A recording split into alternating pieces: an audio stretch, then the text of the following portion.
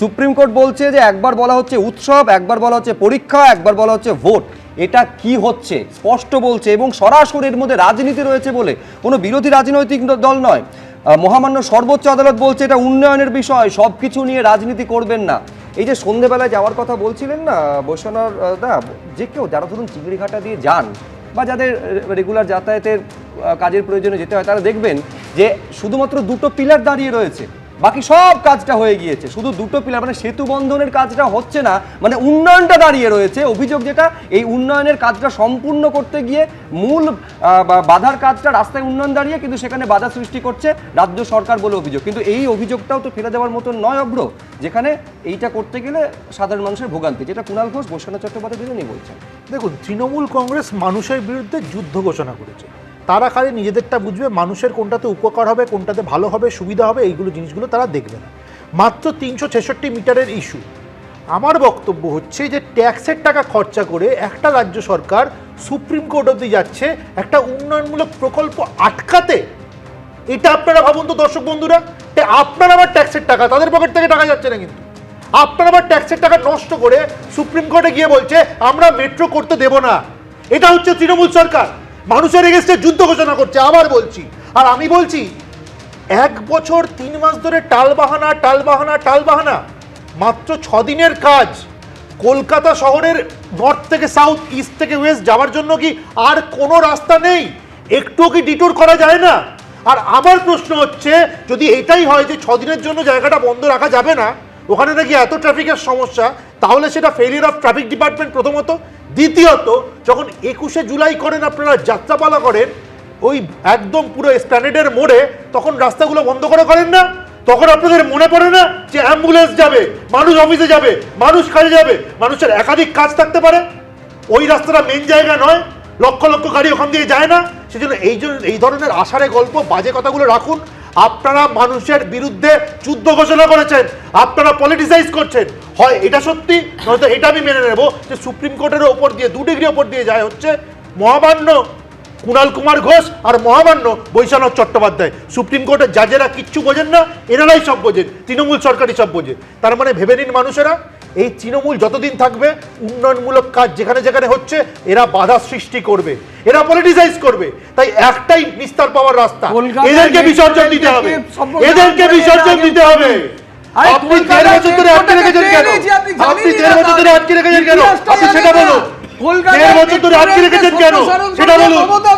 Metro হলে মানুষের সুবিধা হবে না, মানুষের খরচা বাঁচবে না, মানুষ কমিউনিকেশনে সুবিধা পাবে না, তাহলে করতে দিচ্ছেন না কেন?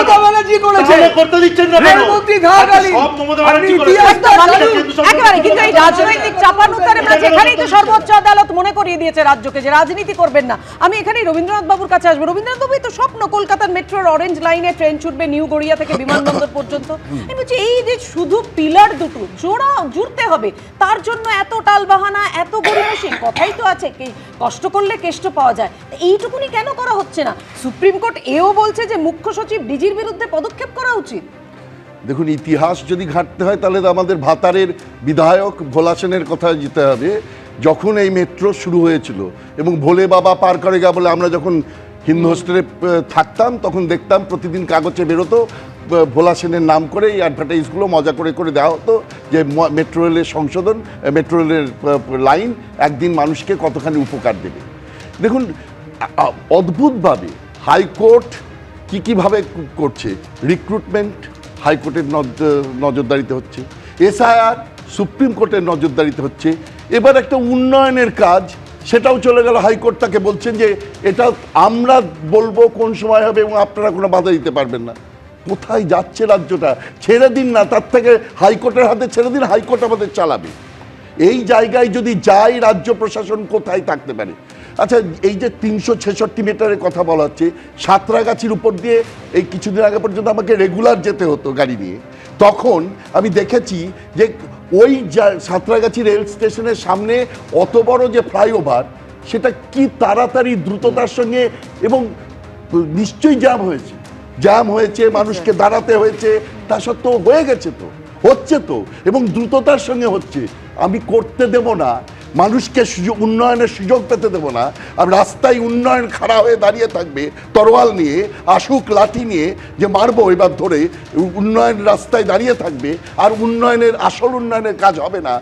এ আমরা কোন পশ্চিমবঙ্গে দাঁড়িয়ে আছি? কিন্তু কেন এই অসহযোগিতা বলে আপনার মনে হয়? এটার কারণ একটাই, যেটা যদি ইলেকশনের আগে খুলে দেওয়া হয় তাহলে কেন্দ্র বা বিজেপি তার সুযোগ পাবে। আর সুযোগ কে পাবে? উল্টো দিক থেকে তো আমি যেটা বৈশ্বনাথ চট্টোপাধ্যায় বলছেন, এই মেট্রো প্রকল্পের সম্প্রসারণ মমতা বন্দ্যোপাধ্যায় রেলমন্ত্রী থাকাকালীন করেছেন। এটা তো এভাবেও তো তৃণমূল প্রচার করতে পারতো। আমাদের করে যাওয়া প্রকল্প সেটা এতদিনে কেন করতেই পারতো, সেটা তাদের সময় লাগলো, সেটা ব্যর্থতা। বিজেপি জবাব দেয়। আর কংগ্রেসও বলতে পারতো ভাতারের বিধায়ক ভোলা সেনের সময় এটা সিদ্ধার্থ শঙ্কর রায় এইভাবে তৈরি উন্নয়ন করেছিলেন, পাস করতে শুরু নেই, করেছেন। হ্যাঁ, এটা উন্নয়ন তো সবার, সবাইকে মিলিয়েই তো কাজ হবে। আপনি তো উন্নয়নের অংশীদার হতে চান না, আপনি বলছেন আরে উন্নয়ন বাবা, আপনি আপনি রাজি রাজি হচ্ছেন। উন্নয়নের অংশীদার হতে হ্যাঁ, চান। এই নিজেরা যে আটকে দিয়েছে, development হয়েছে, নিজেরা আটকে দিয়েছে, কাজ নাও নামি করে, তারপর বড় বড় কথা বলছে। আরে আটকেলেন কেন? মমতা ব্যানার্জি করে আটকেলেন কেন? সেটা বলুন। হতে দিচ্ছেন না কেন কাজটা?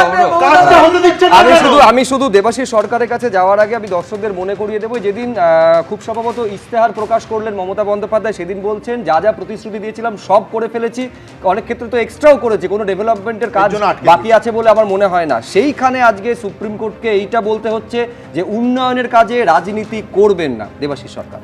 না, অ্যাকচুয়ালি মাননীয় বিচারপতিরা তো বলেই দিয়েছেন, ওনারা তো সমস্ত এভিডেন্স কাগজপত্র পড়ে ওনারা বুঝেছেন যে এই জিনিসটায় বাধাটা কী কারণে দেওয়া হচ্ছে, ফলে এখানে আলাদা অন্য বক্তব্য নেই। কিন্তু এই যে কোনো উন্নয়নের কাজে যে একটা বাধা দেওয়া, এটা কিন্তু এটা বিতর্কের বিষয়, এটা মধ্যে একটা অদ্ভুত পলিটিক্যাল কনসিস্টেন্সি রয়েছে। ধরুন এই রাজ্যে শিল্প বিকাশ, সিঙ্গুর, তাকে হত্যা কি করে করা যায়? এই মেট্রো নিয়ে এখন কথা বলা হচ্ছে যে টালিগঞ্জ মেট্রো স্টেশন থেকে টালিগঞ্জ মেট্রো স্টেশন থেকে শুরু করে টালিগঞ্জ মেট্রো স্টেশন থেকে গড়িয়া পর্যন্ত এক্সটেনশনের সময় লাগাতার আন্দোলন করা হয়েছিল যাতে মেট্রো এক্সটেনশন না হয়।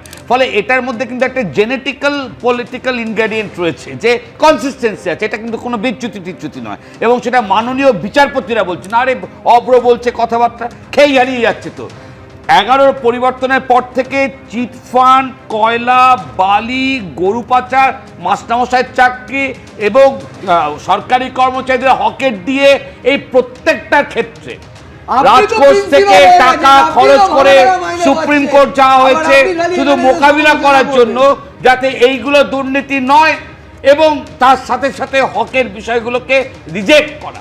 ফলে এই 15 বছরে দুর্ভাগ্যজনকভাবে মানুষ ভোট দিয়ে সরকার চালাতে দিল, কিন্তু এই 15 বছর ধরে বারবার আমরা লক্ষ্য করলাম রাজকোষের টাকা খরচ করে জুডিশিয়ারি রাজ্যকে চালাচ্ছে। এবং জুডিশিয়ারি কোনো ভার্ডিক্ট দেওয়ার পর, এটা হাইকোর্ট হতে পারে, সেটা সুপ্রিম কোর্ট হতে পারে, ভার্ডিক্ট দেওয়ার পরও কিন্তু এক্সিকিউশন স্তরে সেটাকে নিয়ে ডিলেটালি করছে। এগুলো আসলে কিন্তু কোনো দলের কখন লাভ হয় ক্ষতি হয় ও বলতে পারবো না, কিন্তু এর জন্য শেষমেশ ভিকটিম হয় মানুষ। সিঙ্গুরকে হত্যা করবার পর ভিকটিম হয়েছে এই রাজ্যের ইয়াং ছেলে মেয়ে, যারা গত 15 বছরে এই রাজ্যে কলকারখানা শিল্পে বিনিয়োগ হয়নি, সার্ভিস সেক্টরে এক্সপ্যানশন হয়নি, আইটি সেক্টরে ইনভেস্টমেন্ট হয়নি।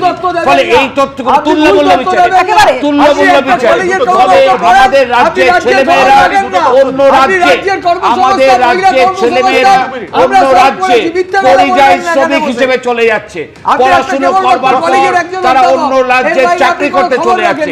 এই সময়কালে যদি আমরা বিনিয়োগের তুলনা করি তাহলে দেখা যাবে রাজ্য কি পরিমাণ পিছিয়ে যাচ্ছে। কেন বেরিয়ে যাচ্ছে ছেলেমেয়েগুলো এই রাজ্য থেকে?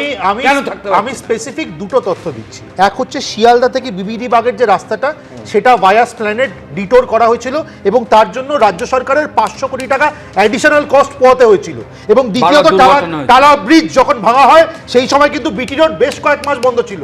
যদি এই ক্ষেত্রে এগুলো হতে থাকতে পারে, সেই জায়গায় তো বলছেন মাননীয় বিচারপতিরা, সর্বোচ্চ আদালত বলছে যেখানে আসলে কোনো সমস্যাই নেই সেখানে অহেতুক রাজনীতিকরণের অপচেষ্টা চলছে।